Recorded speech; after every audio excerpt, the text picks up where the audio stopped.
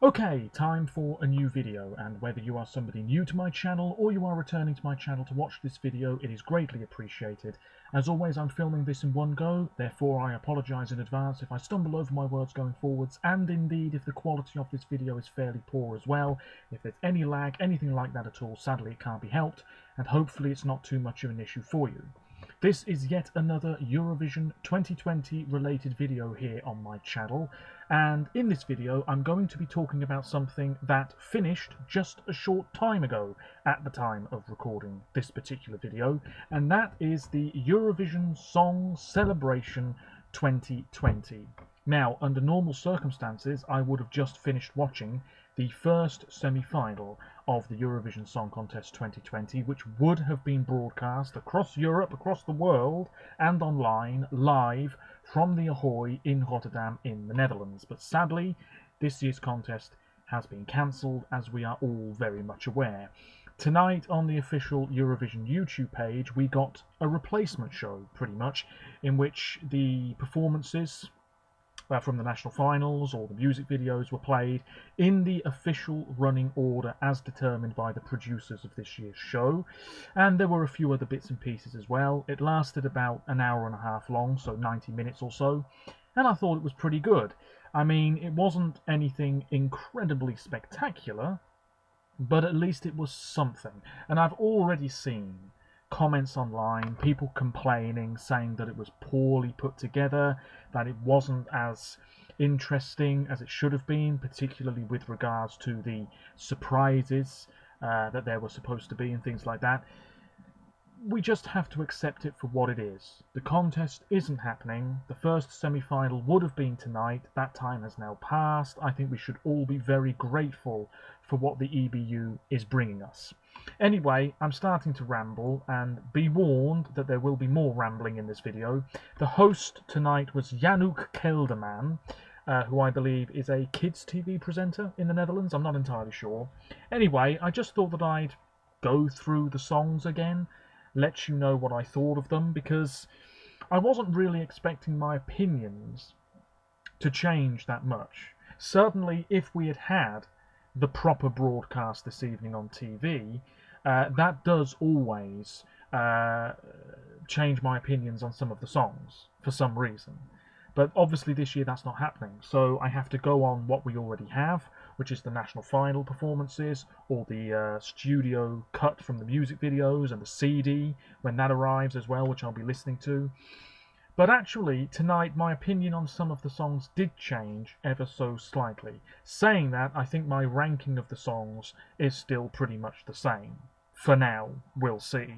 Just a reminder that all of my other social media pages will be linked in the description below, including my blog, where I did a bite-sized chunk preview, if you see what I mean. Just very short paragraphs, really, bullet points on the songs that were involved in tonight's semi-final. Go and take a look at my WordPress blog is what I'm trying to say, if you are interested in that. There'll be a blog post about semi-final 2 tomorrow, all being well.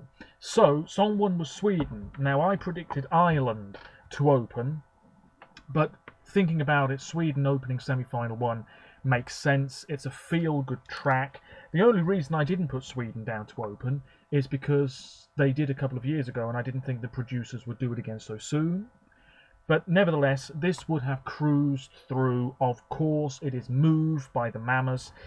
And yeah, I mean, there's not really much to say about this. Gospel pop. It would have been performed very well at the Ahoy this evening had the contest been happening. Would have qualified with ease. Would have done better in the jury vote, though. I feel pretty sure about that. As always, let me know your thoughts in the comments below. Song 2 was Belarus. This is one of 2 nations that I correctly predicted their position in the running order. The other one was Cyprus. But anyway, Belarus, yeah.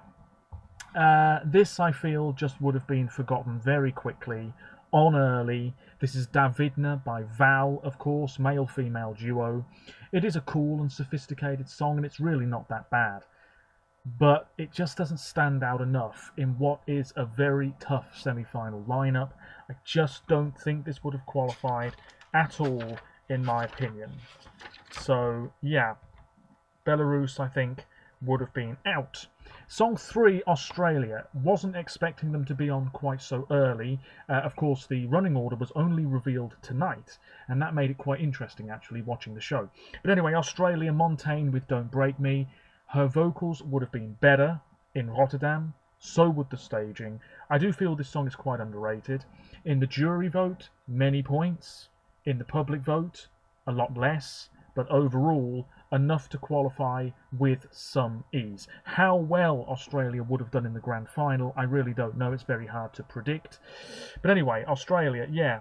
I think Australia would have stood out a little bit because arguably Davidna and You, which follows this, aren't as good songs.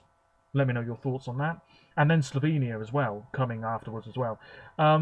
But also, the fact Australia is on that early means that people will just forget it maybe because we have more high-impact songs to come in that first half. Let me know your thoughts on that. Very difficult to say exactly how well Australia would have done, but they would have qualified. Montaigne is great. I look forward to seeing what she does next, and I believe she's back next year. Song 4, North Macedonia. This is fine. If anything, a little bit underrated. This is Vasil with You. It is a pop song with just a hint of a Latin vibe, if you see what I mean, going on. Yeah, it's like Belarus. I don't think it stands out enough. And I don't think many people would have really been supporting this or rooting for him, even though it's really not that bad a song. In what is a tough semi-final lineup, this would have missed out, but it wouldn't have been disgraced. You know, plenty of countries, I'm sure, would have dished out a few points for this particular song. Song 5, Slovenia. This would not have qualified. I feel pretty sure about that. Anna Soklic with Voda. You can't fault the vocals here. It would have been a very static performance in Rotterdam, which is fine because it's a ballad. It's in Slovene, which is great. And yeah, she would have performed this very well, and the vocals would have been absolutely on the money. But look at what comes afterwards. People would have forgotten about Slovenia, which is a great shame. And yes, you could argue that this year they sent the wrong song. Moving on, Song 6, Lithuania would have gone through with absolute ease without breaking a sweat. It's not often that we can say Lithuania are surefire qualifiers, but this year they would have been. They actually showed the music video in the YouTube show tonight rather than the live performance, which was a bit of a shame. But anyway, this is quirky and engaging and arguably the best and strongest song Lithuania has ever had. Hopefully the Roop will be on the Eurovision stage at some point.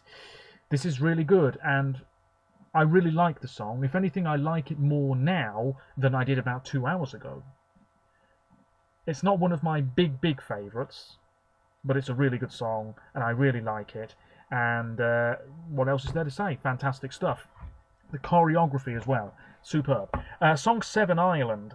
I would not have had Lithuania, then Ireland, then Russia, and I would not have had North Macedonia and Slovenia next to each other. I probably would have put Ireland in between the two of them, maybe Lithuania, maybe Russia, just to break it up a little bit, have something that's a little bit more stand out in between those two. I don't want to use the word average, but for the purposes of this video, let's just use that word, average songs, if you see what I mean. I would have gone North Macedonia, then Ireland, then Slovenia, maybe. I don't know. Anyway, Ireland, great song this, Leslie Roy, Story of My Life. I really do think this would have grown on people a lot during the course of the semi-final, had it been taking place in Rotterdam this evening. Decent place in the running order, albeit sandwiched between the two big guns in this semi-final. Leslie can really sing live. There was a moment during the YouTube show where artists were revealing their 3 favourite Eurovision songs. Leslie was one of them, and she had an acoustic guitar, and she sounded really great. And she would have sounded great at the Ahoy. This song, bit of a throwback, I suppose, in terms of the sound. Maybe you could say it's dated, but this is refreshing and fun, would have got the crowd up on their feet. And certainly Ireland, I think, would have really pushed to qualify here. You know, whereas at first, many a Eurovision fan probably would have thought Ireland have no chance with this. Actually, maybe this would have qualified. I don't know. Let me know your thoughts on that. Russia, up next, song 8, closing the first half. There's a surprise. Who knows what the staging would have been for this? Very similar to the music video, I'd imagine. Stony-faced, that dance move with the legs. Little Big with Uno. Votes would have poured in from all corners of the continent and Australia, I'm sure, for this. Would have gone through, would have pushed for the win. I still think that the juries would have appreciated Lithuania more because they might have viewed the Russian song as more of a joke.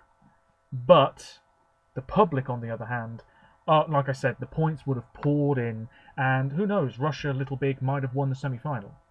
We'll never know. Moving on to the second half then.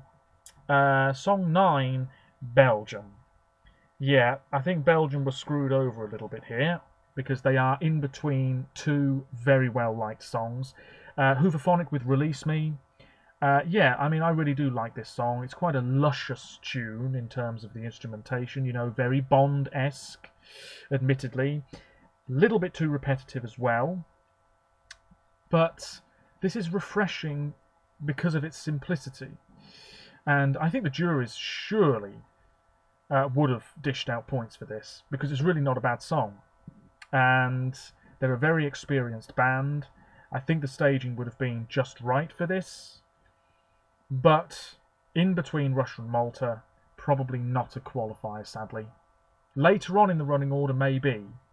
But in 9th place, I just don't think so, which is a great shame. And I have to say I'm going off the Belgian song a little bit. Certainly Russia and Malta stood out more for me. So let's move on to Malta. Song 10 would have qualified. I do think, like with Australia, that Malta would have done better in the jury vote than the public vote, even though this is a big public favourite. This is Destiny, former junior Eurovision winner, with all of my love. She would have sang this very, very well in Rotterdam. We all know it because she's such a sublime vocalist anyway, for somebody so young. Excuse me, this is a very contemporary sounding tune, would have gone through, and Malta, as I have said plenty of times before on this channel, turned a corner last year. Chameleon was great. All of My Love is great. It'll be interesting to see what Malta do next year, if the contest even goes ahead next year. Moving on, Croatia, song 11. For me, along with Russia, the two biggest growers for me in this semi-final so far, this is Damir Kedsho with Divli Vjetre. There has been a revamp. They didn't show that revamp in the video this evening, which was a bit of a surprise. But anyway, really powerful vocals, really great singer. Does it stand out enough? I don't know. Does Croatia have enough voting friends, if you see what I mean, in this semi-final? I don't think so. Again, possibly a song that would have done better with the juries than the public. Yeah, I mean, this is a fine song from Croatia, really not that bad. If Damir had been in the second semi-final, maybe he would have gone through. As he's in arguably the tougher semi-final, perhaps not. Moving on. Azerbaijan, I thought this would have closed the first semi-final, I'll be honest with you. But anyway, Effendi with Cleopatra. Yeah, my opinion on this song hasn't really changed at all. It is a very fierce, striking piece of pop with a slight oriental whiff to it. Yeah, I really don't have much else to say, because I'd just be repeating myself, going over what's in my blog post and what I've said in previous videos. We all know the song, we all know that it's pretty good, and we all know that it surely would have gone through. Song 13, Cyprus. Following Azerbaijan. Okay, fair enough. This is Sandro with Running, a sort of house pop song. Yeah, I'm still not a big fan of this. I don't mind it. Certainly listening to it tonight for the first time in full for weeks, I didn't mind it at all. But would this have gone through? I don't think so. Which country would have missed out if Cyprus had gone through? I've no idea. Not a bad singer, and something quite different from Cyprus, but I do think this would have been a year in which they sat out the grand final. Let me know your thoughts. Song 14, my favourite of the year, undisputed #1, Eureka with Attention for Norway. This is great, and it would have been amazing on that Rotterdam stage. It really would have been. This could have won the first semi-final, certainly in the jury half of the votes. and I'm sure the public would have given Ulrika a lot of love as well. Really not much else to say about this. Arguably the strongest ballad in this semi-final, maybe the strongest ballad of this year. It's right up there anyway. Fantastic. Would have qualified. Moving on. Song 15, Israel. Yeah, this is a good summary song by a really great, promising female musician, Eden Elena, with Feker Libi, English, Amharic, Hebrew, Arabic, a nice blend of those languages, which just makes the song so much stronger. If it had been purely in English, arguably not as good. But because we have those other languages, it gives this song a whole new dimension. And it's fun, and it's catchy, and it's a bit of a wake-up after the Norwegian song. Not that the Norwegian song sends you into a deep sleep, in my opinion, but coming after Norway, it's just a sort of revitalizing tune, you know, wakes up the crowd, gets them going again for the last few songs. Israel would have qualified. Absolutely, as far as I'm concerned. Then we have song 16, Romania. This is Roxanne with Alcohol You. This does get better every time I hear it. It's a wonderful piece of music. Sad pop is the way I described this in my blog post. Very much in the mould of Billie Eilish, I suppose. And that style of music is very popular these days. You know, sort of teenage angst, but not super in your face, if you see what I mean. Maybe that's not the best description, but anyway, Roxanne, great singer. Alcohol You, great song. One of Romania's best, maybe they've ever sent. I'd certainly say that. Would have qualified with absolute ease, great position in the running order, and would have stood out. You know, this song would have grabbed people's attention within the first 10 seconds. Very much in the way that some of the strongest and most successful ballads we've had in Eurovision over the years have done. Top 10 in the final? Possibly. And then Ukraine. Well, I don't think many people saw it coming, but Ukraine would have closed the first semi-final. This is Solove with Go. This is Solove, the name of the song, performed by Go A. Female-driven vocals. And yeah, this is fresh and different, and it would have stood out for its originality. Something a little bit risky from Ukraine, but usually if you close the semi-final, you'll go through, and Ukraine always qualify, and I still say that this song would have made it through to the Saturday Grand Final. If not, who would have gone through instead? I really don't know. Maybe Ireland, actually. A lot of people were really enjoying Ireland on social media this evening, and I think Leslie Roy is a very likeable and talented musician. Hopefully she'll be back for Ireland next year. We'll soon know. Anyway, that's really it. We had a few other bits and pieces in the broadcast tonight. During the recap, we had clips of people miming and dancing to the songs, which I thought was quite fun. I didn't recognise anybody, but we had people from Canada, Colombia, New Zealand. That was quite cool to see. A couple of dogs as well, which is always a highlight. We also had that bit I mentioned a few minutes ago where some of the artists spoke about their top 3 Eurovision songs of all time, most of them from the past few years, it seemed. What else did we have? There was something else, and I can't even remember what it was. Oh yes, some of the artists performed their song in a different style. So we had a much more dancey version of Divli Vietre, which was arguably better than the original. Let me know your thoughts on that. We had a bluegrass version of Davidna, arguably better than the original. Let me know your thoughts on that. And we had a sort of Elvis Presley impersonation for The Roop and On Fire, which, to be honest, wasn't all that different in my opinion. But anyway, yes, that was a nice thing during the show. I was expecting a few more surprises. I'll be honest with you, I was expecting a little bit more in that part of the show. But otherwise, nicely put together. We have to accept it for what it is. And fair play to the Dutch broadcasters and the EBU for putting something together. They could have easily said, that's it, nothing from us until next year. But the fact that we got an official running order, and we also had Germany, Italy and the Netherlands at the end, that was really nice. Every country that would have been involved in some way in the semi-final got a chance to shine at the very least. And for me, these are official Eurovision songs, and they always will be. I'm looking forward to the CD arriving in the post in the next couple of days, probably early next week in all honesty, given that we have a bit of a postal delay here. But anyway, enough rambling.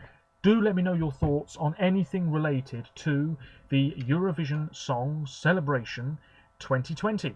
The first semi-final of which was, at the time of recording this video, a short while ago. Under normal circumstances, I would have been standing right there filming a video, reacting to the qualifiers as they were announced live on TV. But sadly, different circumstances, different times, and we just have to deal with it. I think that's it. I really do think that's it. My plans are as follows. I will be doing a blog post tomorrow about semi-final 2. I'll be doing a video, possibly on Thursday evening or on Friday, regarding the second semi-final broadcast on YouTube. And then I'll hopefully be doing a video on Sunday where I talk about the BBC's Eurovision replacement, Come Together, and also the official replacement, Europe Shine a Light, and maybe one or two other things as well I'll be talking about then. Plus, at some point, I'll be filming and uploading my talk about Iceland in the Eurovision Song Contest, so watch out for that. Feel free to check out my other social media pages and my blog. I do apologise if this was a massive ramble. I really do need to work on this because it's really, really frustrating me. But there we are. Until next time, thank you very much for watching, and thank you to the EBU and the Dutch broadcasters for putting this package together on YouTube. Greatly appreciated, and roll on semi-final 2. Until next time, thank you very much for watching, and bye for now.